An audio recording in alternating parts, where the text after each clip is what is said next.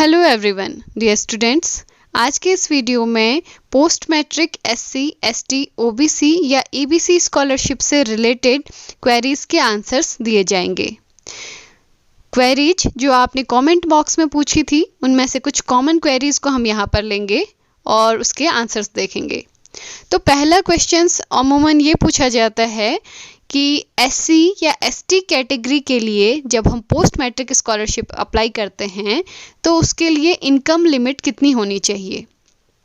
तो अगर आप शेड्यूल कास्ट या शेड्यूल ट्राइब कैटेगरी के अंदर आते हैं तो आपके जो फैमिली की एनुअल इनकम है वो 2.5 लाख से कम होनी चाहिए। यानी कि आपका जो इनकम सर्टिफिकेट बनता है उसके अकॉर्डिंग आपकी वार्षिक आय 2.5 लाख से कम होनी चाहिए। दूसरा क्वेश्चन, दूसरी कॉमन क्वेरी है कि ओबीसी कैटेगरी के अंदर इनकम लिमिट कितनी होनी चाहिए। तो ओबीसी यानी अदर बैकवर्ड क्लास की कैटेगरी में अगर कोई स्टूडेंट आता है तो आपके लिए इनकम लिमिट होती है 1 लाख। यानी आपका जो इनकम सर्टिफिकेट बनेगा उसके अकॉर्डिंग आपके परिवार की वार्षिक आय अगर 1 लाख से कम है तभी आप पोस्ट मैट्रिक ओबीसी स्कॉलरशिप के लिए अप्लाई कर सकते हैं। थर्ड क्वेश्चन लेते हैं, ईबीसी स्कॉलरशिप के लिए इनकम लिमिट क्या होनी चाहिए। ईबीसी यानी कि इकोनॉमिकली बैकवर्ड क्लास, जो कि जनरल क्लास के कैंडिडेट्स के लिए स्कॉलरशिप है। इस स्कॉलरशिप के लिए जनरल कैटेगरी के स्टूडेंट ही अप्लाई कर सकते हैं।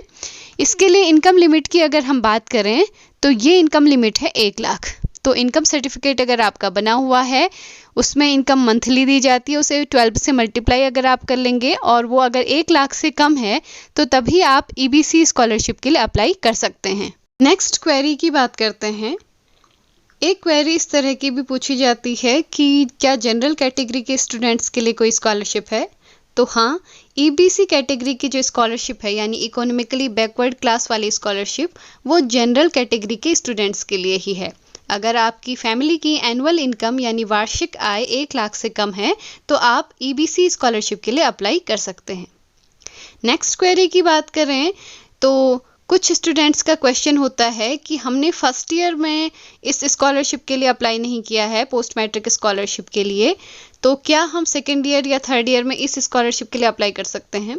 तो हाँ, आप अप्लाई कर सकते हैं, लेकिन इसके लिए आप अपने कॉलेज के स्कॉलरशिप इंचार्ज से ज़रूर बात कर लीजिएगा और उसके बाद ही आप इसके लिए अप्लाई कर सकते हैं। अगली क्वेरी की बात करते हैं। एक क्वेश्चन ये भी पूछा जाता है कि क्या हम 2 स्कॉलरशिप के लिए अप्लाई कर सकते हैं। तो ये बात हमेशा ध्यान रखिएगा कि आप कभी भी एक सेशन में, एक आपका जो शैक्षिक सत्र होता है उसके अंदर 2 अलग अलग तरह की स्कॉलरशिप के लिए कभी भी अप्लाई नहीं कर सकते हैं। यानी आपको एक ही तरह की छात्रवृत्ति का लाभ मिल सकता है केवल।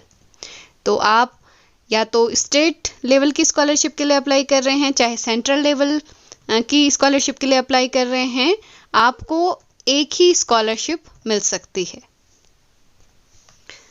नेक्स्ट क्वेरी की बात करें तो कई स्टूडेंट्स की क्वेरी ये रहती है कि हम डॉक्यूमेंट्स को डायरेक्टली स्कैन करके अपलोड करें या फिर उसकी फ़ोटोकॉपी को अपलोड करें।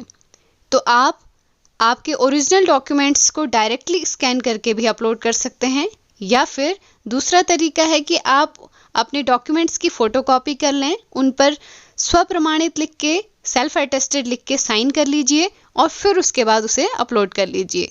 और ध्यान रखिएगा, बोनाफाइड सर्टिफिकेट जो इंस्टीट्यूट का मिलता है वो ओरिजिनली ही आपको अपलोड करना होगा। इसके अलावा एक क्वेरी ये भी पूछी जाती है कि अगर हमारी फर्स्ट ईयर में बैक है तो क्या हम सेकेंड ईयर में या फिर थर्ड ईयर में रिन्यूअल के लिए अप्लाई कर सकते हैं। यानी क्या हम स्कॉलरशिप का रिन्यूअल कर सकते हैं। तो हाँ, आप कर सकते हैं। बैक आने से कोई असर नहीं पड़ता, लेकिन अगर आप फेल हो जाते हैं यानी आपकी ईयर बैक आ जाती है तो तब आप इस स्कॉलरशिप के लिए अप्लाई नहीं कर पाएंगे, उस समय रिन्यूअल नहीं कर पाएंगे। तो ये थे कुछ कॉमन क्वेरीज और डाउट्स जो स्टूडेंट्स के रहते हैं या जो मुझसे पूछे गए थे। अगर आपके और भी कोई डाउट्स हों, कोई क्वेश्चन हो स्कॉलरशिप से रिलेटेड, तो आप कमेंट बॉक्स में कमेंट करके पूछ सकते हैं। इसके अलावा कुछ इम्पोर्टेंट चीज़ें मैं बताना चाहूँगी जो आपको ध्यान में रखनी चाहिए स्कॉलरशिप का फॉर्म आप जब कभी भी भरते हैं तो ये ध्यान रखिएगा कि बैंक अकाउंट की डिटेल्स जब आप भरते हैं तो उसे बहुत केयरफुली भरिएगा, क्योंकि ऑनलाइन जब आप फॉर्म भरते हैं तो स्कॉलरशिप भी आपको डायरेक्ट ऑनलाइन बैंक अकाउंट में ही ट्रांसफ़र की जाती है। तो बैंक का IFSC कोड और अपना बैंक अकाउंट नंबर बहुत ही सावधानी से भरिएगा। इसके अलावा ये ध्यान में रखिएगा कि बैंक अकाउंट नंबर है जो आपका, वो आपका आधार नंबर से लिंक होना चाहिए। इसके अलावा फॉर्म को भरते समय ध्यान रखिएगा कि कहीं पर भी कोई ऐसी डिटेल हो जो नॉन एडिटेबल हो तो उन्हें सावधानी से भरिएगा हमेशा।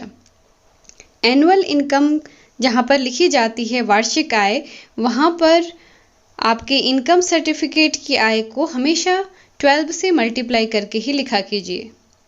और अगर कहीं पर भी कोई भी डाउट हो तो अपने कॉलेज के या अपने इंस्टीट्यूट के स्कॉलरशिप इंचार्ज से ज़रूर हेल्प लीजिए। केवल साइबर कैफ़े की हेल्प से उसके जो आंसर्स हैं उसकी मदद से ही आप अपना फॉर्म फिल करने की कोशिश मत किया कीजिए।